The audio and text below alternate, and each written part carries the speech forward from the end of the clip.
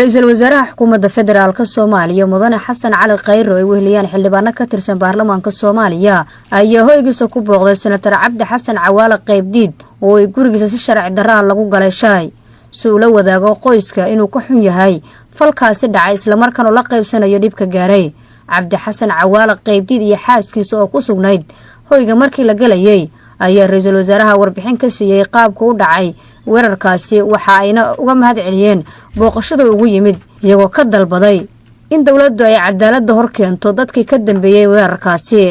ra'iisul wasaaraha xukuumadda federaalka Soomaaliya mudane Xasan Cali Khayre ayaa u ballan qaaday senatarka iyo qoyskiisa in sharciga la marin doono cidii ka dambeysay falkaasi haddana ay socoto baaris ku saabsan falkii dhacay ra'iisul wasaare Khayre ayaa senator Cabdi Xasan Cawaale Qaybdiid uga mahad celiyay kaalintii nabadoonnimo uu ka qaatay markii uu dhacay falkaasi oo ku dajiyay shacabkii ku soo baxay falkaasi taasina ay muujinayso kartidiisa Soomaalinimo ee ku salaysan jacaylka dawladnimo iyo xasiloonida dalka Nasr Bashiir Cali warbaahinta qaranka Muqdisho